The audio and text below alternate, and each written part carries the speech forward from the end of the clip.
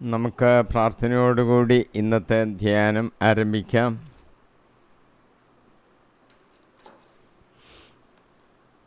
ദൈവത്തിൻ്റെ പരിശുദ്ധാത്മാവേ, നീ ഞങ്ങളുടെ ഹൃദയങ്ങളിലേക്ക് എഴുന്നള്ളി വരണമേ എന്ന് ഞങ്ങൾ പ്രാർത്ഥിക്കുന്നു. കർത്താവേ, ഇന്ന് നിൻ്റെ വചനങ്ങൾ സംസാരിക്കുവാൻ അടിയൻ്റെ അധരങ്ങളെ തുറന്നു തരണം. പരിശുദ്ധാത്മാവ് തന്നെ വാക്കുകളെ തരണം. ആഴമായ അർത്ഥതലങ്ങളിലേക്ക് പരിശുദ്ധാത്മാവ് ഞങ്ങളെ കൂട്ടിക്കൊണ്ടു പോകണം. അത് കർത്താവിൻ്റെ ഹിതപ്രകാരം സംസാരിക്കുവാൻ ഇടയാക്കണമെന്ന് പ്രാർത്ഥിക്കുന്നു. ശ്രോതാക്കളിൽ കർത്താവ് ഈ വചനങ്ങൾ ആഴമായിട്ട് പതിയാനും അവരുടെ ജീവിതത്തിന് മാറ്റങ്ങൾ വരുത്താനും ഒക്കെയും നീ സഹായിക്കണം. നിൻ്റെ സാന്നിധ്യം കൂടെ ഇരിക്കണം. നീ ഞങ്ങൾക്ക് ജീവിതത്തിലെ പരിവർത്തനങ്ങൾ വരുത്തണം. അനുഗ്രഹിക്കുമാറാകണമേ. യേശു കർത്താവിൻ്റെ നാമത്തിൽ തന്നെ ആമീൻ. ഇന്ന് നമ്മൾ 112 എപ്പിസോഡിൽ ഗലാത്യ ലേഖനം 5-ാം അധ്യായം 12-ാം വാക്യം മുതൽ നമുക്ക് ധ്യാനിക്കാം. 12-ാമത്തെ വാക്യം ഞാൻ വായിക്കുകയാണ്. നിങ്ങളെ അസ്വസ്ഥരാക്കുന്നവർ പൂർണ്ണമായും അംഗവിച്ഛേദനം ചെയ്തിരുന്നുവെങ്കിൽ എന്ന് ഞാൻ ആശിക്കുന്നു. നമുക്ക് എതിരായിട്ട്, വിശ്വാസത്തിനെതിരായിട്ട് പ്രവർത്തിക്കുന്ന ആൾക്കാരെക്കുറിച്ചായിരുന്നു നമ്മൾ ചിന്തിച്ചുകൊണ്ടിരുന്നത്. യഹൂദ മതത്തിൻ്റെ തീക്ഷ്ണതയിൽ യഹൂദ കൽപ്പനകളും ചട്ടങ്ങളും ഒക്കെ ആചരിക്കണം, പരിച്ഛേദനം പോലുള്ളത് എന്നൊക്കെ ശഠിക്കുന്ന കുറച്ച് പേര് ശല്യമുണ്ടാക്കിയത് കൊണ്ടാണ് പൗലോസ് അതെല്ലാം വിശദമായിട്ട് പറഞ്ഞു വന്നത്. അപ്പം നിങ്ങളെ ആരെങ്കിലും അസ്വസ്ഥരാക്കുന്നെങ്കിൽ അവർ പൂർണ്ണമായിട്ടും അംഗവിച്ഛേദം ചെയ്തിരുന്നുവെങ്കിൽ എന്ന് ഞാൻ ആശിക്കുന്നു. ഈ അംഗവിച്ഛേദം എന്നുള്ള ആ വാക്ക് ഉപയോഗിക്കാനൊരു കാരണമുണ്ട്. സൈബേലിയിലെ പുരോഹിതന്മാർ വരിയുടയ്ക്കുന്ന ഒരു കർമ്മം ചെയ്യുമായിരുന്നു. അത് ഗലാത്യർക്കാർക്ക് അറിയാവുന്നൊരു കാര്യമാണ്. അക്കാര്യത്തെക്കുറിച്ച് ഒന്ന് ഓർമ്മപ്പെടുത്തിക്കൊണ്ടാണ് ഇവിടെ രൂക്ഷമായ രീതിയിൽ പൗലോസ് ഇവരെ അംഗവിച്ഛേദം ചെയ്തിരുന്നുവെങ്കിൽ നന്നായിരുന്നു എന്ന് പറയുവാനായിട്ട് കാരണം. ഇവിടെ സഭയിൽ ചില ശിക്ഷണങ്ങൾ നടത്തുന്നതിനെക്കുറിച്ചാണ് നാം കാണുന്നത്. തീത്തോസിൻ്റെ ലേഖനത്തിൽ, കോരിന്ത്യ ലേഖനത്തിൽ, തിമോത്തിയോസിൻ്റെ ലേഖനത്തിലൊക്കെയും സഭയിൽ നടക്കേണ്ട ശിക്ഷണ നടപടികളുടെ രീതികളെക്കുറിച്ച് പൗലോസ് സൂചിപ്പിക്കുന്നുണ്ട്. 1 കൊരിന്ത്യർ 5-ാം അധ്യായം 5-ാം വാക്യം ഇങ്ങനെ പറയുന്നത്, തെറ്റ് ചെയ്ത ഒരു മനുഷ്യനെക്കുറിച്ച് പൗലോസ് പറയുകയാണ്, ആ മനുഷ്യനെ അവൻ്റെ അധമ വികാരങ്ങൾ ഇല്ലായ്മ ചെയ്യേണ്ടതിന് പിശാചിന് ഏൽപ്പിച്ചു കൊടുക്കണം. അങ്ങനെ അവൻ്റെ ആത്മാവ് കർത്താവായ യേശുവിൻ്റെ ദിനത്തിൽ രക്ഷ പ്രാപിക്കട്ടെ. ഇപ്പോൾ അവനെ നിങ്ങൾ പിശാചിനെ ഏൽപ്പിച്ചു കൊടുക്കുക, രക്ഷ പ്രാപിക്കുവാൻ അവനെ ഇടയാക്കും. കർത്താവ് അവനെ അങ്ങനെ സഹായിക്കട്ടെ, അവനൊന്ന് മാറി നിൽക്കട്ടെ.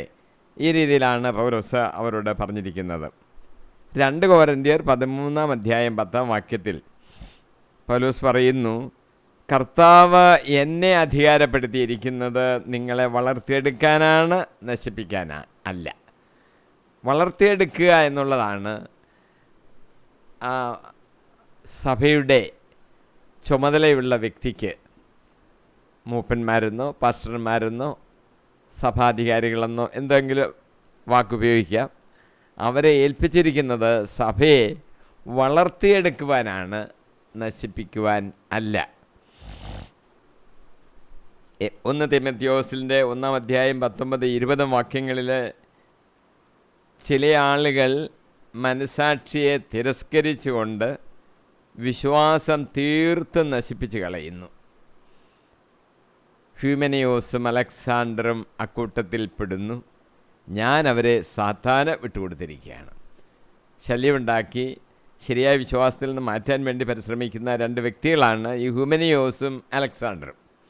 സഭയ്ക്ക് ഉള്ളിലോട്ട് കടന്ന് ഇങ്ങനെയല്ല ശല്യം ഉണ്ടാക്കുക. ഞാൻ അവരെ സാത്താന് വിട്ടുകൊടുത്തിരിക്കുകയാണ്.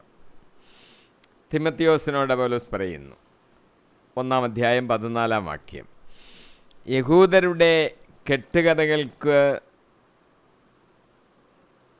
യഹൂദന്മാരുടെ കെട്ടുകഥകൾക്കും സത്യത്തെ നിഷേധിക്കുന്നവരുടെ നിർദ്ദേശങ്ങൾക്കും ചെവി കൊടുക്കാതെ അവർ ശരിയായ വിശ്വാസത്തിൽ ഉറച്ചു നിൽക്കുന്നതിന് വേണ്ടി നീ അവരെ നിർദാക്ഷിണ്യം ശാസിക്കുക. സത്യവിശ്വാസത്തിൽ ഉറച്ചു നിൽക്കണം. അല്ലാതെ കെട്ടുകഥകൾ, യഹൂദന്മാരുടെ ചില കെട്ടുകഥകളുണ്ട്, സത്യത്തെ നിഷേധിക്കുന്നവരുണ്ട്. അവരുടെ നിർദ്ദേശങ്ങൾ ഒക്കെ കേട്ട് തെറ്റിപ്പോകരുത്. അതുകൊണ്ട് വിശ്വാസികളെ പ്രത്യേകമായിട്ട് ശാസിച്ച് നിർത്തണം.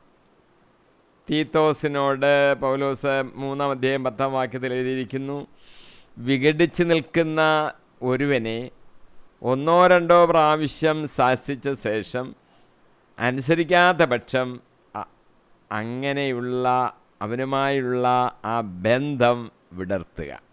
1-2 പ്രാവശ്യം ശാസിക്കണം. അനുസരിക്കുന്നില്ലെങ്കിൽ അവനെ അങ്ങ് വിട്ടേക്കുക, ആ ബന്ധം വേണ്ട എന്ന് വെക്കുക. ഇതാണ് പൗലോസ് പറയുന്നത്. അപ്പോൾ നമ്മൾ ഒരു കാര്യം കൂടി ഇനി മനസ്സിലാക്കണം. ആത്മീയമായ തലത്തിലും ചില ഓപ്പറേഷൻ ശസ്ത്രക്രിയകൾ ആവശ്യമാണ്. മത്തായിയുടെ സുവിശേഷം 5-ാം അധ്യായം 30-ാം വാക്യത്തിൽ ഇങ്ങനെ പറയുന്നു, വലതുകരം നിനക്ക് പാപഹേതുവാകുന്നു എങ്കിൽ അത് വെട്ടി ദൂരെ എറിയുക. ശരീരമാകെ നരകത്തിൽ പതിക്കുന്നതിനേക്കാൾ നല്ലത് അവയവങ്ങളിൽ ഒന്ന് നഷ്ടപ്പെടുന്നതാണ്. റോമാലേഖനം 6-ാം അധ്യായം 6-ാം വാക്യത്തിൽ പൗലോസ് എഴുതിയിരിക്കുന്നു, നാം ഇനി പാപത്തിന് അടിമയാകാതിരിക്കത്തക്ക വിധം പാപപൂർണമായ ശരീരത്തെ നശിപ്പിക്കാൻ വേണ്ടി നമ്മളെ പഴയ മനുഷ്യൻ അവനോടുകൂടെ ക്രൂശിക്കപ്പെട്ടിരിക്കുന്നുവെന്ന് നമുക്കറിയാമല്ലോ. നമുക്ക് പഴയൊരു മനുഷ്യൻ, അവനെ നമ്മൾ ക്രൂശിച്ചിരിക്കുകയാണ്. ഇനിയും നമ്മൾ പാപത്തിന് അടിമകളല്ല, അവനെ നമ്മളങ്ങ് ക്രൂശിച്ചിരിക്കുക. കൊളോസോസ് ലേഖനം 2-ാം അധ്യായം 11-ാം വാക്യത്തിൽ പൗലോസ് പറയുന്നു, അവനിൽ നിങ്ങളും പരിച്ഛേദനം സ്വീകരിച്ചിരിക്കുന്നു. കൈകളാൽ നിർവഹിക്കുന്ന പരിച്ഛേദനമല്ല, ശരീരത്തിൻ്റെ അധമവാസനങ്ങളെ നിർമ്മാർജ്ജനം ചെയ്യുന്ന ക്രിസ്തുവിൻ്റെ പരിച്ഛേദനം. പരിച്ഛേദനം വേണമെന്ന് യഹൂദ മതാശയവാദികൾ അങ്ങനെ പറഞ്ഞുകൊണ്ടിരിക്കുക. പൗലോസ് അതിനെ വ്യാഖ്യാനിക്കുന്നത്, കൈകൊണ്ടുണ്ടാക്കുന്ന പരിച്ഛേദനമല്ല നമുക്ക് വേണ്ടിയത്, ശരീരത്തിൻ്റെ അധമവാസനകളെ നിർമ്മാർജ്ജനം ചെയ്യുന്ന ക്രിസ്തുവിൻ്റെ പരിച്ഛേദനമാണ് നമുക്ക് വേണ്ടത്. സുഭാഷിതങ്ങൾ ഇങ്ങനെ പഠിപ്പിക്കുന്നുണ്ട്. സുഭാഷിതങ്ങൾ 10:31, നീതിമാൻ്റെ അധരങ്ങളിൽ നിന്ന് ജ്ഞാനം പുറപ്പെടുന്നു, വഴിപിഴച്ച നാവ് വിച്ഛേദിക്കപ്പെടും. അത് വിച്ഛേദിക്കപ്പെടണമെന്നുള്ള വാക്ക് തന്നെയാണ് പൗലോസ് അവിടെ ഉപയോഗിക്കുന്നത്. വഴിപിഴച്ച നാവ് വിച്ഛേദിക്കപ്പെടണം. ചില ഓപ്പറേഷൻസ്, ശസ്ത്രക്രിയകൾ നമുക്ക് ജീവിതത്തിൽ ആവശ്യമാണ് ആത്മീയമായ വളർച്ചയ്ക്ക് എന്ന് ചുരുക്കം. 13-ാം വാക്യം,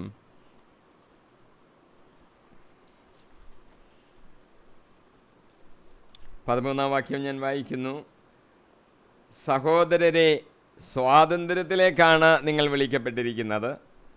ഭൗതിക സുഖത്തിനുള്ള സ്വാതന്ത്ര്യമായി അതിനെ ഗണിക്കരുതെന്ന് മാത്രം. പ്രത്യുത സ്നേഹത്തോടുകൂടെ ദാസരെ പോലെ പരസ്പരം സേവിക്കുവിൻ. നമ്മൾ സ്വാതന്ത്ര്യത്തിലേക്കാണ് നമ്മളെ ചേർത്തിരിക്കുന്നത്. അപ്പോൾ ഈ സ്വാതന്ത്ര്യത്തെ നമ്മൾ തെറ്റിദ്ധരിക്കരുത്, അത് ദുർവിനിയോഗം ചെയ്യരുത്.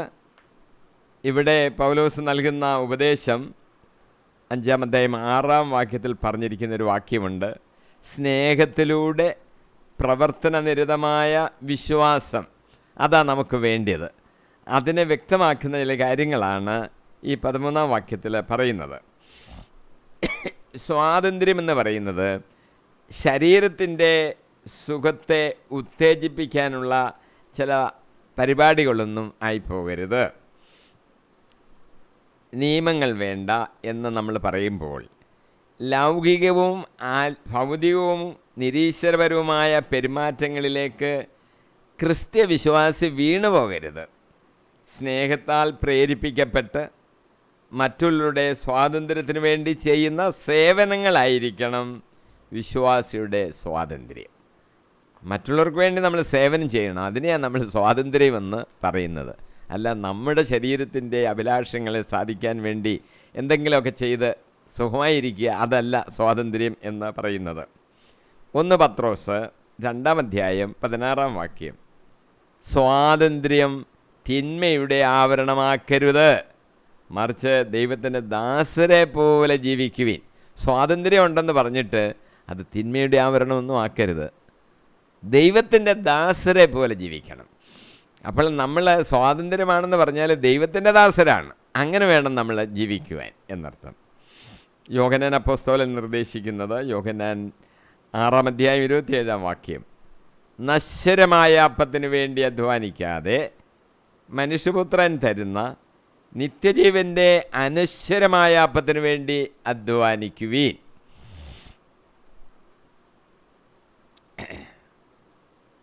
നാം ജഡികരായിട്ട് ജീവിക്കരുത്, ആത്മീയരായിരിക്കണം. ജഡികമായി ജീവിക്കുന്നവർ ജഡിക കാര്യങ്ങളിലാണ് മനസ്സ് വെക്കുന്നത്. ആത്മീയമായി ജീവിക്കുന്നവരാകട്ടെ ആത്മീയ കാര്യങ്ങളിൽ മനസ്സ് വെക്കുന്നു. അപ്പോൾ ആൾക്കാരെ നമുക്ക് തിരിച്ചറിയാൻ അങ്ങനെ സാധിക്കും. റോമാലേഖനം 8-ാം അധ്യായം 9-ാം വാക്യത്തിൽ, ദൈവത്തിൻ്റെ ആത്മാവ് യഥാർത്ഥത്തിൽ നിങ്ങളിൽ വസിക്കുന്നെങ്കിൽ നിങ്ങൾ ജഡികരല്ല, ആത്മീയരാണ്. ക്രിസ്തുവിൻ്റെ ആത്മാവ് ഇല്ലാത്തവൻ ക്രിസ്തുവിനുള്ളവനല്ല. പരിശുദ്ധാത്മാവ് ഒരാളിൽ നിറഞ്ഞിൽക്കണം. അതാണ് ദൈവത്തിൻ്റെ ആത്മാവെന്നും ക്രിസ്തുവിൻ്റെ ആത്മാവെന്നും ഒക്കെ പറയുന്ന വാക്കിൻ്റെ അർത്ഥം പരിശുദ്ധാത്മാവെന്നാണ്. പരിശുദ്ധാത്മാവ് നമ്മളിൽ വസിക്കുന്നെങ്കിൽ നമ്മൾ ജഡികരല്ല, ആത്മീയരാണ്. ക്രിസ്തുവിൻ്റെ ആത്മാവ് നമ്മളിൽ ഇല്ലയോ, നമ്മൾ ക്രിസ്തുവിനുള്ളവർ അല്ല എന്നുകൂടി നമ്മൾ മനസ്സിലാക്കിക്കോണം. ദാസരെ പോലെ പരസ്പരം സ്നേഹിക്കാനാണ് പൗലോസ് നമ്മളോട് പറയുന്നത്. യേശു തൻ്റെ ശിഷ്യന്മാരുടെ പാദങ്ങൾ കഴുകിയത് ഈ കാര്യം, ഈ വാചകം നമ്മളെ ഓർമ്മപ്പെടുത്തുകയാണ്. നമ്മുടെ സ്നേഹം വർദ്ധിച്ചു വരണം. ജ്ഞാനത്തിലും വിവേചനാശക്തിയിലും ഈ സ്നേഹം വർദ്ധിച്ചു വരണം.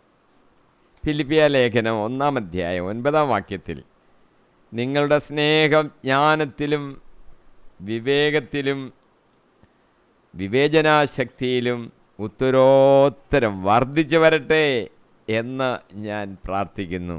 പൗലോസ് പ്രാർത്ഥിക്കുന്നു നമുക്ക് വേണ്ടി. നമ്മുടെ ആ സ്നേഹം ജ്ഞാനത്തിലും വിവേചനാശക്തിയിലും വർദ്ധിച്ചു വരണം. നാം സേവനം ചെയ്യുന്നത് പോലും താഴ്മയോടുകൂടി ആയിരിക്കണം. മത്തായി 10-ാം അധ്യായം 42-ാം വാക്യം, ഈ ചെറിയവരിൽ ഒരുവന് ശിഷ്യനെന്ന നിലയിൽ ഒരു പാത്രം വെള്ളം കൊടുക്കുന്നവന് പ്രതിഫലം ലഭിക്കാതിരിക്കുകയില്ല എന്ന് സത്യമായി ഞാൻ നിങ്ങളോട് പറയുന്നു. ചെറിയവരാന്ന് വിചാരിച്ച് വെള്ളം കൊടുക്കാതിരിക്കണ്ട, വെള്ളം കൊടുക്കണം. അങ്ങനെ വെള്ളം കൊടുക്കുമ്പോൾ അതിന് പ്രതിഫലമുണ്ട് എന്ന് സത്യമായിട്ട് ഞാൻ നിങ്ങളോട് പറയുന്നു. യേശു പറയുകയാണ് നമ്മളോട്. ലൂക്കോസ് സുവിശേഷം 16-ാം അധ്യായം 13-ാം വാക്യത്തിൽ യേശു കർത്താവ് സേവനത്തെക്കുറിച്ച് ഇങ്ങനെയാണ് നമ്മളെ പഠിപ്പിക്കുന്നത്. യേശു പറയുകയാണ്, ഒരു ഭൃത്യന് 2 യജമാനന്മാരെ സേവിക്കുവാൻ സാധിക്കുകയില്ല. ഒന്നുകിൽ അവൻ ഒരുവനെ ദേഷിക്കുകയും മറ്റവനെ സ്നേഹിക്കുകയും ചെയ്യും, അല്ലെങ്കിൽ ഒരുവനോട് ഭക്തി കാണിക്കുകയും മറ്റവനെ നിന്ദിക്കുകയും ചെയ്യും. ദൈവത്തെയും ധനത്തെയും ഒന്നിച്ച് സേവിക്കുവാൻ നിങ്ങൾക്ക് കഴിയുകയില്ല. യേശു പറഞ്ഞത് പ്രത്യേകം നമ്മൾ ഓർക്കണം. ദൈവത്തെയും പണത്തെയും ഒന്നിച്ച് സേവിക്കുവാൻ നമുക്ക് കഴിയുകയില്ല. യേശു കർത്താവ് പറഞ്ഞ കാര്യമാണ്. പണവും അങ്ങ് ആയിക്കോട്ടെ, ദൈവത്തെ ഞാനങ്ങ് സേവിച്ചോളാം, എൻ്റെ പണം കൊണ്ട് ഞാൻ ഒത്തിരി നല്ല കാര്യങ്ങൾ ചെയ്തോളാം എന്നൊക്കെയാണ് ചിലർ വിചാരിക്കുന്നത്. ദൈവത്തെയും പണത്തെയും ഒരേ സമയത്തെങ്ങനെ സ്നേഹിച്ചുകൊണ്ട് പോകാൻ സാധ്യമല്ല. യേശു കർത്താവ് പറയുകയാണ്. സേവനം ചെയ്യുന്നത് യഥാർത്ഥത്തിലേ നമ്മുടെ ഹൃദയത്തിൽ സന്തോഷത്തെ ഉണ്ടാക്കുന്ന ഒരു കാര്യമാണ്. സേവനം സന്തോഷത്തെ ഉളവാക്കും. യോഹന്നാൻ സുവിശേഷം 4-ാം അധ്യായം 36-ാം വാക്യത്തിൽ എഴുതിയിരിക്കുന്നു, കൊയ്യുന്നവന് കൂലി കിട്ടുകയും അവൻ നിത്യജീവിതത്തിലേക്ക് ഫലം ശേഖരിക്കുകയും ചെയ്യുന്നു. അങ്ങനെ വിതയ്ക്കുന്നവനും കൊയ്യുന്നവനും ഒപ്പം സന്തോഷിക്കുന്നു. നമ്മൾ കൊയ്യാൻ പോവുകയാണെന്നിരിക്കട്ടെ, കൊയ്തെടുത്തു നമുക്ക് കൂലി കിട്ടും. കൂലി കിട്ടുന്നത് മാത്രമല്ല, അയ്യോ എനിക്കിത്രയും കൊയ്യാൻ സാധിച്ചല്ലോ, ഹൃദയത്തിൽ ഒരു സന്തോഷം. അപ്പോൾ സേവനം ചെയ്യുന്നത് എപ്പോഴും ഒരു സന്തോഷത്തെ ഉളവാക്കുന്ന ഒരു കാര്യമാണെന്നോട് നമ്മൾ മനസ്സിലാക്കണം. പ്രതിഫലം കിട്ടുന്നത് കൂടാതെ ഈ സന്തോഷവും നമ്മൾ അനുഭവിക്കും. സങ്കീർത്തനത്തിൽ 102 വാക്യത്തിൽ ദാവീദ് ദീർഘദർശി എഴുതിയിരിക്കുകയാണ്, സന്തോഷത്തോടെ കർത്താവിന് ശുശ്രൂഷ ചെയ്യുവീൻ, ഗാനാലാപത്തോടെ അവിടുത്തെ സന്നിധിയിൽ വരുവീൻ. സന്തോഷമായിരിക്കണം നമ്മൾ വേല ചെയ്യുമ്പോൾ, കർത്താവിന് ശുശ്രൂഷ ചെയ്യുമ്പോൾ ഗാനാലാപത്തോടെ, സന്തോഷമാണത്. അങ്ങനെ ശുശ്രൂഷ ചെയ്യുവീൻ. സങ്കീർത്തനം 126:6 വിത്ത് ചുമന്നുകൊണ്ട് വിലാപത്തോടെ വിതയ്ക്കാൻ പോകുന്നവൻ കറ്റ ചുമന്നുകൊണ്ട് ആഹ്ലാദത്തോടെ വീട്ടിലേക്ക് മടങ്ങും. വിത്ത് വിതയ്ക്കാൻ നേരത്തെ കൊട്ടയിൽ അതെടുത്ത് ഇങ്ങനെ കൊണ്ടുപോകണമല്ലോ. വിതയ്ക്കുമ്പോൾ ഭാരമൊക്കെ വഹിക്കണം. അന്നേരം മനസ്സിലൊരു സങ്കടമായിരിക്കും ചിലപ്പോൾ ഉണ്ടാകുന്നത്. പക്ഷെങ്കിൽ ഒരു കാര്യം ഓർത്തോണം, വിത്ത് വിതയ്ക്കുന്നവനാണ് കൊയ്ത് കറ്റ ചുമന്നുകൊണ്ട് വരുന്നത്. അവനെന്തൊരു സന്തോഷമായിരിക്കും. ഇത്രയും കറ്റകൾ, അയ്യോ ഞാൻ ഇന്ന് വിതച്ചു, ഇപ്പോൾ ഇത്രയും കറ്റകൾ കിട്ടി, എന്തൊരു സന്തോഷം. ചെയ്യാൻ പോയപ്പോൾ ഒരു സങ്കടം ഉണ്ടായിരുന്നെങ്കിലും കൊയ്ത്ത് കഴിയുമ്പോൾ വലിയ സന്തോഷം ഉണ്ടാകും. അങ്ങനെ പ്രവർത്തനത്തിലിരിക്കുമ്പോഴാണ് സന്തോഷം ഉണ്ടാകുന്നത് എന്ന് നമ്മൾ മനസ്സിലാക്കണം. പ്രവർത്തിക്കുമ്പോഴാണ് അതിൽ നിന്ന് സന്തോഷം ഉണ്ടാകുന്നത്. മനുഷ്യ സേവനത്തെക്കുറിച്ച് ചില കാര്യങ്ങളിലൂടെ നമ്മൾ അറിഞ്ഞിരിക്കുന്നത് നല്ലതാണ്. ഒന്ന്, ഈ സേവനം ചെയ്യുക എന്ന് പറയുമ്പോൾ ചുമ്മാ ഒരു കഷ്ടപ്പാടായിട്ടുള്ള ഏതെങ്കിലും ഒരു കാര്യം ചെയ്തു എന്നുള്ളതല്ല, പിന്നെയോ അത് നമ്മുടെ ജീവിതത്തെ ശ്രേഷ്ഠമാക്കുകയാണ്. മർക്കോസിൻ്റെ 10:43-44 യേശു കർത്താവ് പഠിപ്പിക്കുന്നൊരു കാര്യമാണ്, നിങ്ങളിൽ വലിയവനാകാൻ ആഗ്രഹിക്കുന്നവൻ നിങ്ങളുടെ ശുശ്രൂഷകനായിരിക്കണം, നിങ്ങളിൽ ഒന്നാമനാകാൻ ആഗ്രഹിക്കുന്നവൻ എല്ലാവരുടെയും ദാസനും ആയിരിക്കണം. ഒന്നാമനാകാനോ വലിയവനാകാനോ ആഗ്രഹിക്കുന്നെങ്കിൽ എന്തുവാ ചെയ്യേണ്ടത്? ദാസനായിരിക്കണം, ശുശ്രൂഷകനായിരിക്കണം. അങ്ങനെയുള്ളവരാണ് ഒന്നാം സ്ഥാനത്തേക്ക് കയറി വരുന്നത് എന്ന് നമ്മൾ മനസ്സിലാക്കണം. യേശു കർത്താവ് പഠിപ്പിച്ച കാര്യമാണ്. രണ്ടാമത്തെ ഒരു കാര്യം, ഈ സേവനമെന്ന് പറയുന്നത് കൂട്ടുകാരനോടുള്ള നമ്മുടെ കടമയെ വ്യക്തമാക്കുകയാണ്. ലൂക്കോസിൻ്റെ സുവിശേഷം 10-ാം യേശു സമറിയക്കാരൻ്റെ ഉപമ പറഞ്ഞിട്ടുണ്ട്. ആ ഉപമ പറഞ്ഞു കഴിഞ്ഞിട്ട് യേശു ഒരു വാചകം പറഞ്ഞു, നീയും പോയി അതുപോലെ ചെയ്യുക. അപ്പോൾ സഹോദരനോടുള്ള നമ്മുടെ കടമയാണത്. നീയും പോയി അതുപോലെ ചെയ്യുക. അപ്പോൾ ആ കടമയെ നമ്മൾ ഓർമ്മപ്പെടുത്തുകയാണ്. ഇക്കാര്യം നമ്മൾ സേവനം ചെയ്യുമ്പോൾ നമ്മൾ ക്രിസ്തുവിനെ പോലെയാകുകയാണ്. യോഹന്നാൻ്റെ സുവിശേഷം 13-ാം പറയുന്നു, യേശു കർത്താവ് പറയുന്നു, നിങ്ങളുടെ കർത്താവും ഗുരുവും ആയ ഞാൻ നിങ്ങളുടെ പാദങ്ങൾ കഴുകിയെങ്കിൽ നിങ്ങളും പരസ്പരം പാദങ്ങൾ കഴുകണം. കർത്താവിനെ പോലെ നമ്മളാകും. പാദങ്ങൾ പരസ്പരം കഴുകണം. അക്ഷരാർത്ഥത്തിൽ നമ്മൾ ആരും അത് ചെയ്യുന്നില്ല. ആത്മീയാർത്ഥത്തെങ്കിലും അത് ചെയ്യുന്നുണ്ടോ? ആത്മീയാർത്ഥത്തിൽ ചെയ്യുന്നതിലാണല്ലോ പ്രാധാന്യം. അതിൻ്റെ ഒരു പ്രതീകമാണല്ലോ അക്ഷരാർത്ഥത്തിൽ കാൽ കഴുകുന്നത്. ഇത് രണ്ടും നമുക്കില്ല എന്നാണ് നമ്മളിപ്പോൾ മനസ്സിലാക്കുന്നത്. അങ്ങനെ കഴുകുമ്പോൾ നമ്മൾ മനസ്സിലാക്കണം, യേശു കർത്താവ് അത് ചെയ്തു, അപ്പോൾ യേശു കർത്താവ് ചെയ്തതുപോലെ ആകും നമ്മളും ചെയ്യുമ്പോൾ എന്ന് നമ്മൾ ഓർത്തോണം. സേവനമെന്ന് പറയുന്നത് അത് സ്നേഹത്തെ പ്രകാശിപ്പിക്കുന്നതാണ്. യോഹന്നാൻ സുവിശേഷം 21-ാം യേശു പത്രോസിനോട് ഉയർത്തെഴുന്നേറ്റ് കഴിഞ്ഞിട്ട് ചോദിക്കുകയാണ്. 3 പ്രാവശ്യം ചോദിച്ചു, നീ എന്നെ സ്നേഹിക്കുന്നുവോ? 2ാമത്തെ പ്രാവശ്യം ചോദിച്ചിട്ട് പത്രോസ് പറഞ്ഞു, കർത്താവേ, ഞാൻ നിന്നെ സ്നേഹിക്കുന്നുവെന്ന് നീ അറിയുന്നുവല്ലോ. യേശു പറഞ്ഞു, എൻ്റെ കുഞ്ഞാടുകളെ മേയ്ക്കുക. അപ്പോൾ ഒരു പ്രവർത്തനത്തിന് ഏർപ്പെടുത്തുമ്പോൾ ആദ്യം പരിശോധിച്ചത് സ്നേഹിക്കുന്നോ എന്നാണ്. അപ്പം സ്നേഹത്തിൻ്റെ ഒരു പ്രകാശനമാണ് ഈ പ്രവർത്തനം എന്ന് നമുക്ക് മനസ്സിലാക്കുവാൻ സാധിക്കും. മറ്റൊരു കാര്യം സേവനം കൊണ്ടുണ്ടാകുന്നത് ജീവിതത്തിൻ്റെ ഭാരങ്ങളെ ലഘൂകരിക്കും. മറ്റൊരാളെ സഹായിക്കുമ്പോൾ അവരുടെ ജീവിതത്തിൻ്റെ ഭാരം ലഘൂകരിക്കപ്പെടുമല്ലോ. നമ്മുടെ ആവശ്യങ്ങൾ വരുമ്പോൾ നമ്മുടെ ജീവിതഭാരവും ലഘൂകരിക്കപ്പെടും. ഗലാത്യ 6:2 പൗലോസ് എഴുതിയിരിക്കുന്നു, പരസ്പരം ഭാരങ്ങൾ വഹിച്ചുകൊണ്ട് ക്രിസ്തുവിൻ്റെ നിയമം പൂർത്തിയാക്കുവിൻ. ക്രിസ്തുവിൻ്റെ നിയമത്തിൻ്റെ ഒരു പ്രത്യേകതയാണ് നമ്മൾ പരസ്പരം ഭാരങ്ങൾ വഹിക്കണം. അങ്ങനെ വഹിച്ചാൽ നമ്മൾ നിയമങ്ങളെ പൂർത്തീകരിക്കുകയാണ്. ഗലാത്യ 6:10 പൗലോസ് വീണ്ടും എഴുതിയിരിക്കുന്നു, ആകയാൽ നമുക്ക് അവസരം ലഭിച്ചിരിക്കുന്നത് കൊണ്ട് സകല മനുഷ്യർക്കും, പ്രത്യേകിച്ച് വിശ്വാസത്താൽ ഒരേ കുടുംബത്തിൽ അംഗങ്ങളായവർക്ക് നന്മ ചെയ്യാം. നമുക്ക് അവസരം ലഭിച്ചിരിക്കുന്നത് കൊണ്ട്, കണ്ടോ, നമുക്കിപ്പോൾ അവസരം ലഭിച്ചിരിക്കുക, പ്രവർത്തിച്ചുകൊണ്ടാൽ മതി.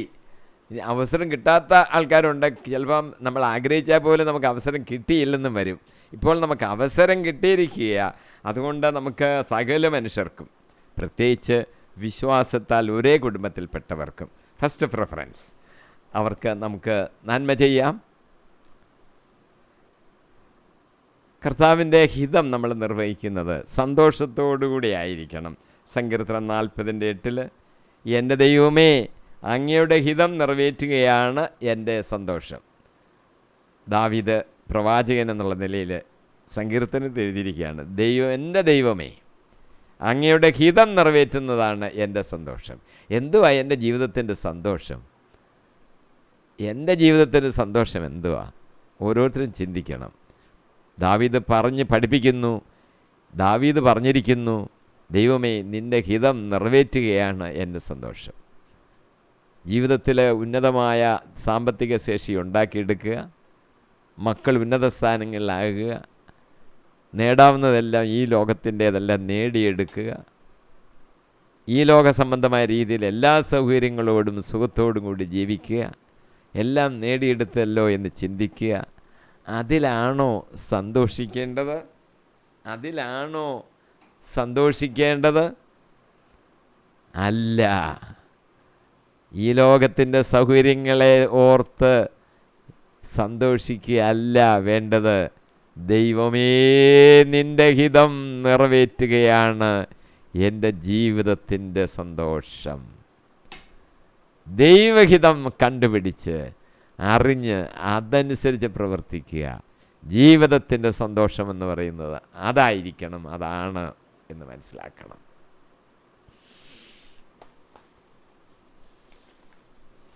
സൽപ്രവൃത്തികളെ സംബന്ധിച്ച് അത് ചെയ്യുവാൻ കർത്താവ് നമ്മളോട് പറഞ്ഞിട്ടുണ്ട്. എന്തിനു വേണ്ടിയാണ്? ഒന്ന്, ദൈവത്തെ മഹത്വപ്പെടുത്തുന്നതിന് സൽപ്രവൃത്തികൾ ചെയ്യുന്നത് ആവശ്യമാണ്. മത്തായിയുടെ സുവിശേഷം 5:16 ഇങ്ങനെ പറയുന്നു, മനുഷ്യർ നിങ്ങളുടെ സൽപ്രവൃത്തികൾ കണ്ട് സ്വർഗസ്ഥനായ നിങ്ങളുടെ പിതാവിനെ മഹത്വപ്പെടുത്തേണ്ടതിന് നിങ്ങളുടെ വെളിച്ചം അവരുടെ മുമ്പിൽ പ്രകാശിക്കട്ടെ. നമ്മൾ സൽപ്രവൃത്തികൾ ചെയ്യുമ്പോൾ അത് മറ്റുള്ളവർക്ക് വെളിച്ചമാണ്. ആ വെളിച്ചം അവരുടെ മുമ്പിൽ പ്രകാശിക്കണം. അപ്പോൾ അവർ ആ പ്രവൃത്തികൾ ഒരു മാതൃകയായിട്ടെടുത്ത് അവരും അങ്ങനെ ചെയ്യും. അത് സ്വർഗസ്ഥനായ പിതാവിനെ മഹത്വപ്പെടുത്തുന്നതാണ്.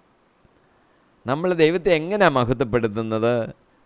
മറ്റുള്ളവർക്ക് സൽപ്രവൃത്തികൾ ചെയ്തു കൊടുത്ത് നമ്മൾ ദൈവത്തെയാണ് മഹത്വപ്പെടുത്തുന്നത് എന്ന് മനസ്സിലാക്കിക്കോണം. നമ്മുടെ ജീവിതം ധന്യമാക്കുവാൻ ഈ സൽപ്രവൃത്തികൾ ആവശ്യമാണ്. 1 തിമോത്തിയോസ് 6:18 നാം സൽപ്രവൃത്തികളിൽ സമ്പന്നരും വിശാല മനസ്കരും ഉദാരമതികളും ആയിരിക്കുകയും വേണം. തിമോത്തിയോസിനോട് പൗലോസ് പറഞ്ഞതാണ്, ഒരാൾക്ക് വേണ്ടിയല്ല, നമുക്കെല്ലാവർക്കും വേണ്ടി പറയുകയാണ്. സൽപ്രവൃത്തികളിൽ സമ്പന്നരും വിശാല മനസ്കരും ഉദാരമതികളും ആയിരിക്കുകയും ചെയ്യണം. നമ്മൾ സമ്പന്നരായിരിക്കണം, പണത്തിൻ്റെ കാര്യമല്ല പറഞ്ഞിരിക്കുന്നത്. സൽപ്രവൃത്തികളിൽ സമ്പന്നരായിരിക്കണം. നമ്മുടെ മനസ്സോ വിശാല മനസ്കരായിരിക്കണം, ഉദാരമതികളും ആയിരിക്കുകയും വേണം. നമ്മൾ നല്ല പ്രവൃത്തി ചെയ്യുമ്പോൾ അത് മറ്റുള്ളവർക്കൊരു മാതൃകയാണ്. തീത്തോസ് 2-ാം അധ്യായം 6-7 ഇങ്ങനെ നാം വായിക്കുന്നു, നീ എല്ലാവിധത്തിലും സൽപ്രവൃത്തികൾക്ക് മാതൃകയായിരിക്കുക. നിന്റെ പ്രബോധനങ്ങളിൽ സത്യസന്ധതയും ഗൗരവബോധവും ആരും കുറ്റം പറയാത്ത വിധം നിർദോഷമായ സംസാര രീതിയും പ്രകടമാക്കുക. തീത്തോസിനോട് പൗലോസ് പറഞ്ഞു കൊടുക്കുകയാണ്, പ്രബോധനങ്ങളിൽ സത്യസന്ധതയുണ്ടായിരിക്കണം, ഗൗരവബോധമുണ്ടായിരിക്കണം, സംസാരത്തിൽ നമ്മൾ നിർദോഷരായിരിക്കണം, ആരും നമ്മുടെ സംസാരത്തിൽ കുറ്റം പറയുവാൻ ഇടയാകരുത്. ഇനി നമുക്ക് 14-ാം വാക്യത്തിലോട്ട് കടക്കാം. എന്തെന്നാൽ നിന്നെപ്പോലെ നിൻ്റെ അയൽക്കാരനെയും സ്നേഹിക്കുക എന്ന ഒരേ ഒരു കൽപ്പനയിൽ നിയമം മുഴുവനും അടങ്ങിയിരിക്കുന്നു. ലേവ്യർ പുസ്തകം 18:19 ഇങ്ങനെ എഴുതിയിരിക്കുന്നു, നിന്നെപ്പോലെ നിൻ്റെ അയൽക്കാരനെയും സ്നേഹിക്കുക. അങ്ങനെ ചെയ്യുമ്പോൾ നിയമം മുഴുവനും പാലിച്ചിരിക്കുന്നു എന്നാണ് പൗലോസ് ഇവിടെ പറയുന്നത്. നിയമം മുഴുവനും എന്ന് പറയുമ്പോൾ പൗലോസ് ഉദ്ദേശിക്കുന്നത് ലേവ്യരുടെ പുസ്തകത്തിൽ 18:19 എഴുതിയിട്ടുള്ള ആ വാചകം, നിന്നെപ്പോലെ നിൻ്റെ അയൽക്കാരനെയും സ്നേഹിക്കുക, അതാണോ ഉദ്ദേശിക്കുന്നത്? അതോ കൽപ്പനകളുടെ സംക്ഷിപ്തം എന്താണെന്ന് റബിമാർ പഠിപ്പിക്കുന്നുണ്ട്, ആ വാചകമാണോ ഉദ്ദേശിക്കുന്നത്? അതോ യേശു തന്നെ എന്താണ് കൽപ്പനകളുടെ സംക്ഷിപ്തം എന്ന് പറഞ്ഞിട്ടുണ്ട്, അതാണോ ഉദ്ദേശിക്കുന്നത് എന്ന് ഈ വാക്യത്തിൽ നമുക്ക് വ്യക്തമല്ല എന്ന് ചുരുക്കം. മർക്കോസ് 12-ാം അധ്യായം 31-ാം വാക്യത്തിൽ യേശു പറഞ്ഞിരിക്കുന്നത്, രണ്ടാമത്തെ കൽപ്പന നിന്നെപ്പോലെ തന്നെ നിൻ്റെ അയൽക്കാരനെയും സ്നേഹിക്കുക, ഇവയേക്കാൾ വലിയ കൽപ്പന ഒന്നുമില്ല. യേശു അതിനെ ഒന്ന് ചുരുക്കി പറഞ്ഞിട്ടുണ്ട്, നിന്നെപ്പോലെ നിൻ്റെ അയൽക്കാരനെയും സ്നേഹിക്കുക, ഇതിനെക്കാട്ട് വലിയൊരു കൽപ്പന ഇല്ലെന്നുകൂടെ യേശു കൂട്ടിച്ചേർത്ത് പറഞ്ഞിട്ടുണ്ട്. പൗലോസ് ഏത് അർത്ഥത്തിലാണ് ഇവിടെ ഉദ്ദേശിക്കുന്നത് എന്ന് നമുക്ക് വ്യക്തമല്ല. എന്നാൽ ഇവിടെയും റോമാലേഖനം 13-ാം അധ്യായം 8 മുതൽ 10 വരെയുള്ള വാക്യങ്ങളിലും ഈ സ്നേഹത്തെക്കുറിച്ച് പറയുമ്പോൾ അവിടെ ദൈവസ്നേഹം അതിനെക്കുറിച്ചുള്ളൊരു പരാമർശം പൗലോസ് നടത്തിയിട്ടില്ല. സഹോദരങ്ങളെ സ്നേഹിക്കുന്നതിൻ്റെ കാര്യമാണ് പൗലോസ് അവിടെയൊക്കെയും പറഞ്ഞിരിക്കുന്നത് എന്ന് നമുക്ക് കാണുവാൻ സാധിക്കും. ലേവ്യ പുസ്തകത്തിൽ അയൽക്കാരനെ സ്നേഹിക്കുക എന്നാണല്ലോ എഴുതിയിരിക്കുന്നത്. അവിടെ അയൽക്കാരൻ എന്ന് പറഞ്ഞാൽ ഇസ്രായേൽ ജനങ്ങളെ കുറിച്ചാണ്. കാര്യം അവിടെ എല്ലാം നിൻ്റെ അയൽക്കാരനെ സ്നേഹിക്കുക എന്ന് പറഞ്ഞാൽ യഹൂദനായ മനുഷ്യൻ ഒരു യഹൂദനെ സ്നേഹിക്കുന്ന കാര്യമാണ് അവിടെ പറയുന്നത് ആ പുസ്തകത്തിൽ. എന്നാൽ പൗലോസിനെ സംബന്ധിച്ചിടത്തോളം യഹൂദനെന്നോ ഗ്രീക്കുകാരനോ തമ്മിൽ യാതൊരു വ്യത്യാസമില്ല. അപ്പോൾ അയൽക്കാരനെ സ്നേഹിക്കുക എന്ന് പറഞ്ഞാൽ എല്ലാവരെയും അങ്ങ് സ്നേഹിക്കുക എന്നാണ് അർത്ഥം. റോമാലേഖനം 10-ാം അധ്യായം 12-ാം വാക്യം, യഹൂദനും ഗ്രീക്കുകാരനും തമ്മിൽ വ്യത്യാസമില്ല, ഒരുവൻ തന്നെയാണ് എല്ലാവരുടെയും കർത്താവ്, തന്നെ വിളിച്ചപേക്ഷിക്കുന്ന എല്ലാവരുടെയും മേൽ അവിടുന്ന് തൻ്റെ സമ്പത്ത് വർഷിക്കുന്നു.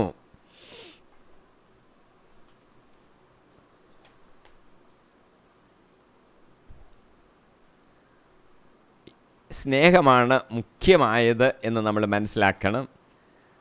നിയമത്തിൻ്റെ പൂർത്തീകരണമാണ് സ്നേഹം. റോമാലേഖനം 13-ാം അധ്യായം 10-ാം വാക്യത്തിൽ എഴുതിയിരിക്കുന്നു, സ്നേഹം അയൽക്കാരന് ഒരു ദ്രോഹവും ചെയ്യുന്നില്ല, അതുകൊണ്ട് നിയമത്തിൻ്റെ പൂർത്തീകരണം സ്നേഹമാണ്. അന്യഭാഷകളിൽ സംസാരിക്കുന്നതിനെക്കാട്ടിൽ പ്രധാനപ്പെട്ട കാര്യമാണ് സ്നേഹം. 1 കൊരിന്ത്യർ 13-ാം അധ്യായം 1-ാം വാക്യം, ഞാൻ മനുഷ്യരുടെയും ദൈവദൂതന്മാരുടെയും ഭാഷകളിൽ സംസാരിച്ചാലും എനിക്ക് സ്നേഹമില്ലെങ്കിൽ ഞാൻ മുഴങ്ങുന്ന ചേങ്ങലയോ ചിലമ്പുന്ന കൈത്താളമോ ആണ്.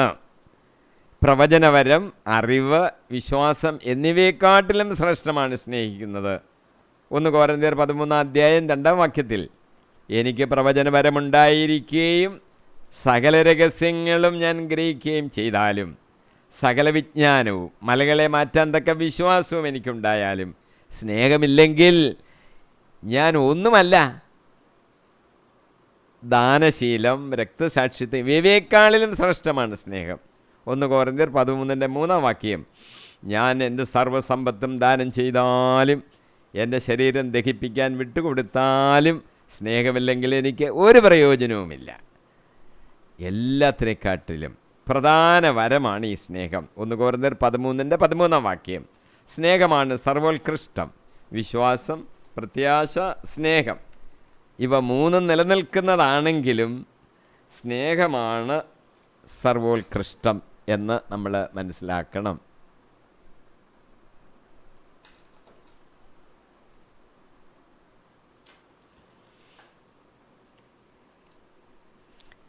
സ്നേഹം സർവോത്കൃഷ്ടമാണെങ്കിൽ അത് വർദ്ധിപ്പിച്ച് കൊണ്ടുവരാനാണ് നമ്മൾ ശ്രമിക്കേണ്ടത്.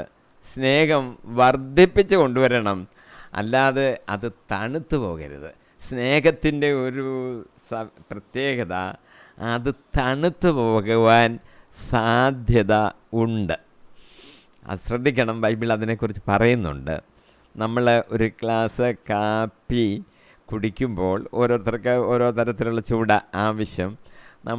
നമുക്കിഷ്ടമുള്ള ചൂടിൽ നമ്മൾ കുടിക്കുന്നു.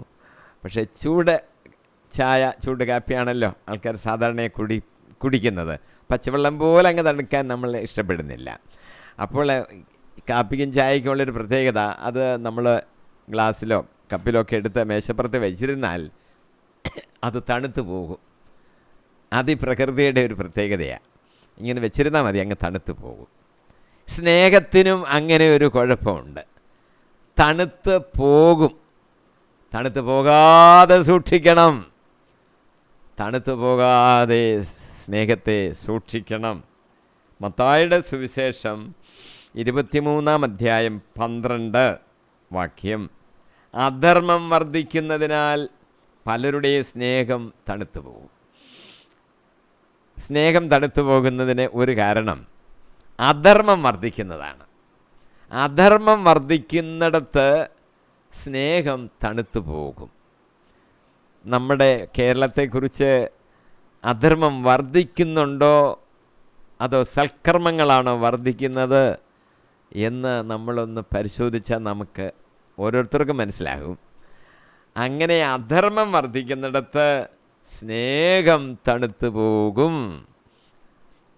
അത് നമ്മൾ മനസ്സിലാക്കിയിരിക്കണം. വെളിപാട് പുസ്തകത്തിലെ 2-ാം അധ്യായം 4-ാം വാക്യത്തിൽ എഫേസോസ് സഭയുടെ ദൂതന് എഴുതാനായിട്ട് കർത്താവ് യോഹന്നാനോട് പറഞ്ഞു കൊടുക്കുന്ന വാചകമാണ്. എഫേസോസ് സഭയുടെ ദൂതനോട്, നിനക്കെതിരായി എനിക്ക് ഒന്ന് പറയാനുണ്ട്, നിനക്ക് ആദ്യമുണ്ടായിരുന്ന സ്നേഹം നീ കൈവിടിഞ്ഞു. എഫേസോസ് സഭ സ്നേഹത്തിൽ മുന്നിൽ നിൽക്കുകയായിരുന്നെന്ന് വേണം വിചാരിക്കുവാൻ. ഇപ്പോൾ എനിക്ക് നിന്നോടൊരു കാര്യം പറയാനുണ്ട്, നിനക്ക് ആദ്യമുണ്ടായിരുന്ന സ്നേഹം നീ കൈവിടിഞ്ഞു. വലിയ സ്നേഹത്തോടുകൂടിയൊക്കെ ഇരുന്നു, പക്ഷേ സ്നേഹം അങ്ങ് കൈവിടിയുന്നു. ഒരു സഭയുടെ കാര്യമാണ് പറയുന്നത്. അങ്ങനെ സംഭവിക്കും. അത് വർദ്ധിപ്പിക്കാനായിട്ട് ആണ് നമ്മൾ പരിശ്രമിക്കേണ്ടത്. ജ്ഞാനത്താലും വിവേചനാശക്തിയാലും വർദ്ധിപ്പിക്കാൻ വേണ്ടി പൗലോസ് പ്രാർത്ഥിക്കുന്നു. സ്നേഹം, അങ്ങനെ നമ്മൾ സ്നേഹത്തെ വർദ്ധിപ്പിക്കണം. ആദ്യമുണ്ടായിരുന്ന സ്നേഹം ഒരു സഭയെക്കുറിച്ചാണ് പറയുന്നെങ്കിലും ഓരോ വ്യക്തികളും അതിനെക്കുറിച്ചൊന്ന് ചിന്തിക്കണം. എനിക്ക് യേശുക്രിസ്തുവിനോട് ആദ്യമുണ്ടായിരുന്ന അതേ സ്നേഹം അത് കുറഞ്ഞു പോയോ, ആ ലെവലിൽ തന്നെയെങ്കിലും നിൽക്കുന്നുവോ, അതോ വർദ്ധിച്ചു വരുന്നുവോ? വർദ്ധിച്ചു വരണം, കുറഞ്ഞു പോകരുത്. ആത്മശോധന ചെയ്ത് നോക്കണം. നമ്മുടെ പ്രവർത്തനങ്ങളൊക്കെ എങ്ങനെയുണ്ടെന്നൊക്കെ പരിശോധിച്ചാൽ നമുക്ക് മനസ്സിലാകും. സ്നേഹം തണുത്തു പോയോ, വർദ്ധിച്ചു വരുന്നോ, കുറഞ്ഞു പോയോ എന്ന് നമുക്ക് ആത്മശോധന ചെയ്ത് നോക്കണം. സ്നേഹത്തിൻ്റെ അളവ് പരീക്ഷിക്കപ്പെടാവുന്നതാണ്. അളവിങ്ങനെ ടെമ്പറേച്ചർ നമ്മൾ അളന്ന് നോക്കുന്ന പോലെ, ചൂട് അളന്ന് നോക്കാമല്ലോ, അതുപോലെ ഈ സ്നേഹം കൂടിയോ കുറഞ്ഞോ എന്നുള്ളത് നമുക്ക് അളന്ന് നോക്കാവുന്ന ഒരു കാര്യമാണ്. യഥാർത്ഥ ശിഷ്യത്വത്തിൽ ഒരാൾ യഥാർത്ഥ ആണെങ്കിൽ സ്നേഹം ഉണ്ടെന്ന് വേണം നമുക്കെടുക്കാൻ. യോഹന്നാന്റെ സുവിശേഷം 13-ാം അധ്യായം 35-ാം വാക്യം പറയുന്നു, നിങ്ങൾ പരസ്പരം സ്നേഹിക്കുവീൻ, ഞാൻ നിങ്ങളെ സ്നേഹിച്ചതുപോലെ നിങ്ങളും പരസ്പരം സ്നേഹിക്കുവീൻ. യേശു കർത്താവ് പറയുക, നിങ്ങൾ പരസ്പരം സ്നേഹിക്കണം, ഞാൻ നിങ്ങളെ സ്നേഹിച്ചതുപോലെ നിങ്ങളും പരസ്പരം സ്നേഹിക്കണം. നിങ്ങൾക്ക് പരസ്പരം സ്നേഹമുണ്ടെങ്കിൽ നിങ്ങൾ എൻ്റെ ശിഷ്യന്മാരാണെന്ന് അതുമൂലം എല്ലാവരും അറിയും. നിങ്ങളെൻ്റെ ശിഷ്യന്മാരാണെന്ന് എല്ലാവരും എങ്ങനെ അറിയുന്നത്? നിങ്ങൾക്ക് പരസ്പരം സ്നേഹമുണ്ടെങ്കിൽ നിങ്ങളെൻ്റെ ശിഷ്യന്മാരാണെന്ന് എല്ലാവരും അറിയും. എത്രമാത്രം സ്നേഹിക്കാൻ യേശു പറഞ്ഞത്? ഞാൻ നിങ്ങളെ സ്നേഹിച്ചതുപോലെ. യേശു എത്രമാത്രമാണ് സ്നേഹിച്ചത്. ശിഷ്യന്മാരുടെ കാര്യം അവരോട് പറയുന്നെങ്കിലും നമ്മളെയും സ്നേഹിച്ചത്. പാപികളായിരിക്കെ അവൻ നമുക്ക് വേണ്ടി തൻ്റെ ജീവനെ ക്രൂശിൽ വെടിഞ്ഞ് പാപപരിഹാര ബലിയായി തീർന്ന് പാപത്തിൻ്റെ അടിമത്തത്തിൽ നിന്നും അന്ധകാരത്തിൽ നിന്നും നമ്മളെ രക്ഷിച്ച് സ്വർഗരാജ്യത്തിന് അവകാശികളാക്കി തീർത്തതിന് ദൈവത്തിന് നന്ദി. അത്രമാത്രം നമ്മളെ സ്നേഹിച്ചു. അവൻ്റെ അവസാനത്തെ രക്തത്തുള്ളി വരെ അവൻ നമുക്ക് വേണ്ടി ചിന്തി അത്രമാത്രം നമ്മളെ സ്നേഹിച്ചു എന്ന് നമ്മൾ മനസ്സിലാക്കണം. ഞാൻ നിങ്ങളെ സ്നേഹിച്ചതുപോലെ നിങ്ങളും പരസ്പരം സ്നേഹിക്കണം. പരസ്പര സ്നേഹമാണ് നമ്മൾ ശിഷ്യന്മാരാണോ എന്നളക്കുന്ന തെർമോമീറ്റർ എന്ന് നമ്മൾ മനസ്സിലാക്കണം. കാര്യക്ഷമമായ സേവനത്തിൽ കൂടെ നമ്മുടെ സ്നേഹത്തെ നമുക്ക് അളക്കാൻ സാധിക്കും. യോഹന്നാന്റെ സുവിശേഷം 21:15 ശിമയോൻ പത്രോസിനോട് യേശു ഉയർത്തെഴുന്നേറ്റ് കഴിഞ്ഞതിന് ശേഷമാണ് തൻ്റെ ജോലി അങ്ങോട്ട് ഏൽപ്പിച്ചു കൊടുക്കുകയാണ്. പത്രോസിനോട് യേശു ചോദിക്കുന്നു, നീ ഇവരെക്കാൾ അധികമായി എന്നെ സ്നേഹിക്കുന്നുവോ? ജോലി ഏൽപ്പിച്ചു കൊടുക്കാൻ പോകുകയല്ലേ, അതുകൊണ്ട് സ്നേഹിക്കുന്നുണ്ടോ എന്നൊന്ന് വ്യക്തമാക്കണം. നീ ഇവരെക്കാൾ അധികമായി എന്നെ സ്നേഹിക്കുന്നുവോ? 3 പ്രാവശ്യം ചോദിച്ചു. 3-ാമത്തെ പ്രാവശ്യം ചോദിച്ചപ്പോൾ പത്രോസിന് ഒരു പ്രയാസമുണ്ടായി. സ്നേഹിക്കുന്നു തന്നെയാണ് യേശുവിനോട് പത്രോസ് പറഞ്ഞത്.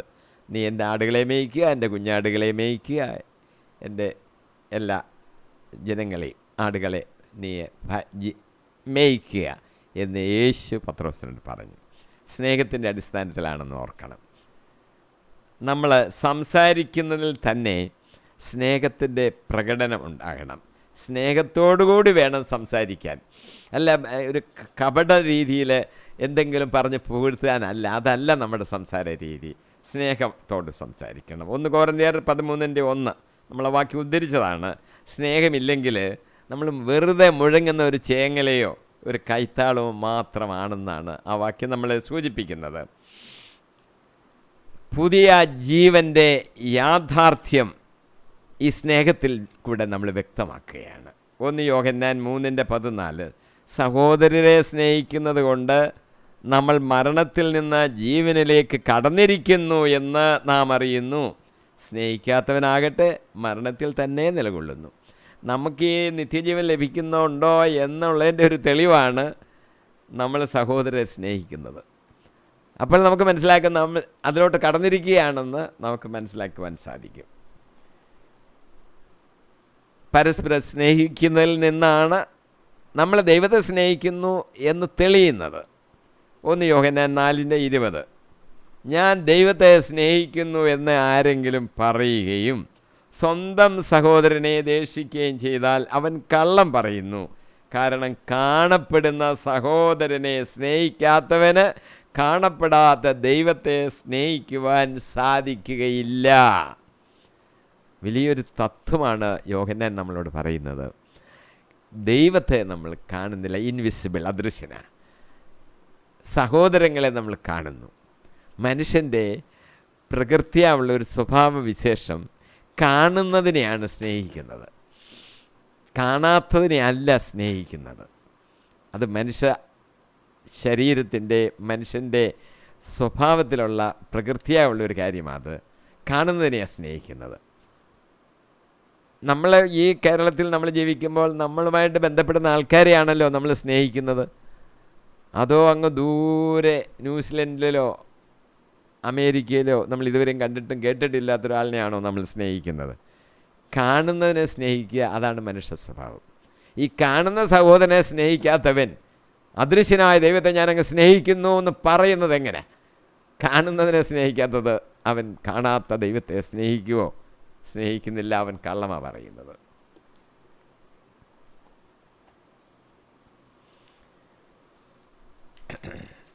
അയൽക്കാരനോടുള്ള കടമയെക്കുറിച്ച് നാം ബോധ്യമുള്ളവരായിരിക്കണം.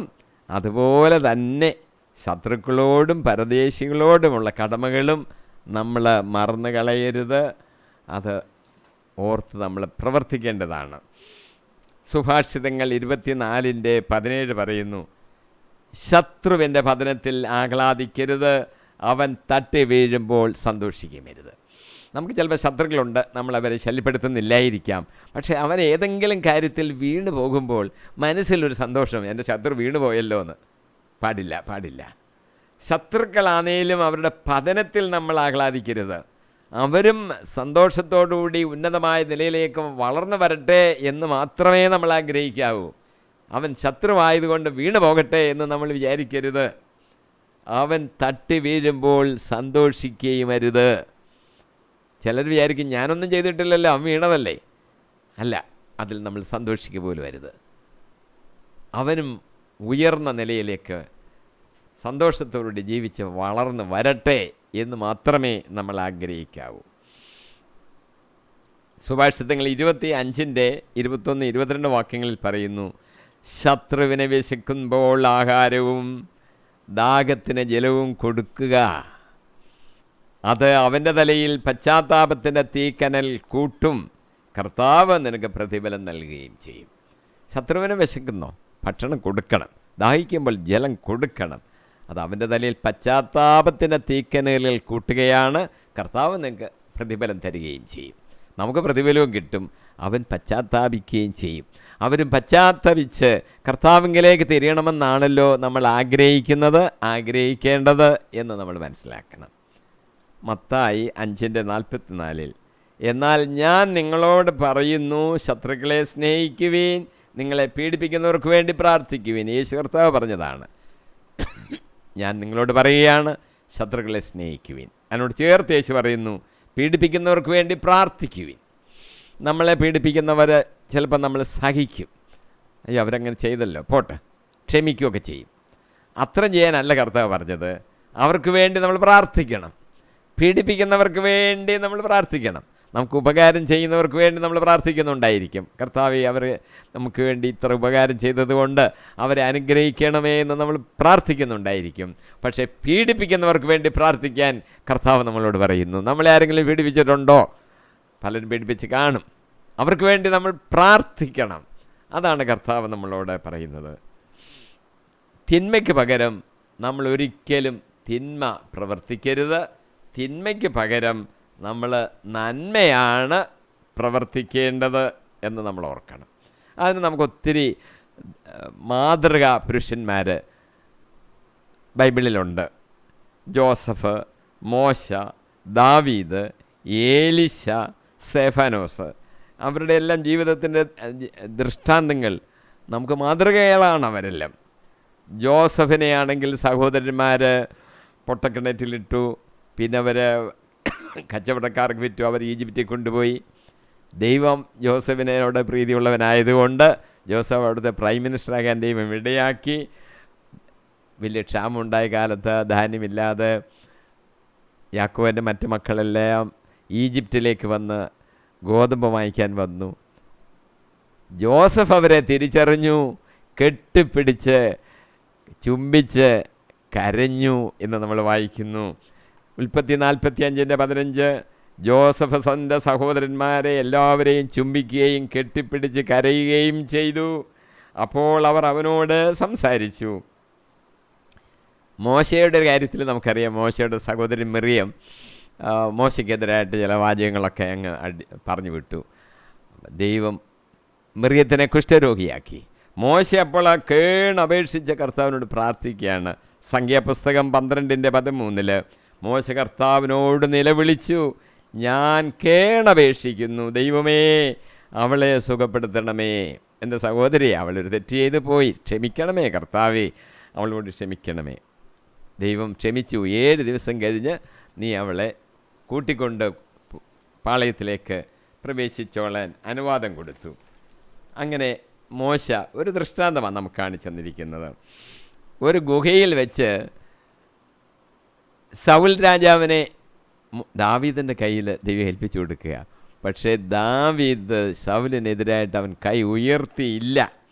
1 ശമൂവേൽ 24:17 പറയുന്നു, ശൗൽ ദാവീദിനോട് പറഞ്ഞു, നീ എന്നേക്കാൾ നീതിമാനാണ്, ഞാൻ നിനക്ക് ചെയ്ത തിന്മയ്ക്ക് പകരം നീ നന്മ ചെയ്തിരിക്കുന്നു. 1 ശമൂവേൽ 24:20 തീർച്ചയായും നീ രാജാവാകുമെന്നും ഇസ്രയേലിൻ്റെ രാജ്യത്വം നിന്നിൽ സ്ഥിരപ്പെടുമെന്നും എനിക്കറിയാം.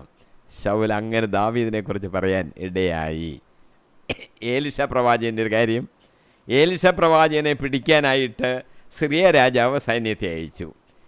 ഏലിശായുടെ പ്രാർത്ഥന ദൈവം കേട്ട് ഈ വന്ന സൈന്യത്തിൻ്റെ കണ്ണുകൾ അന്ധമാക്കി ഏലിശ അവരെ സമറിയയിലേക്ക് ആനയിച്ചു. അപ്പോൾ ഇസ്രായേൽ രാജാവ് ചോദിച്ചു, ഇവരെ അങ്ങ് കൊന്നുകളയട്ടെ, ഏലിശയുടെ ശത്രുക്കളായി വന്നവരല്ലേ, കൊന്നുകളയട്ടെ.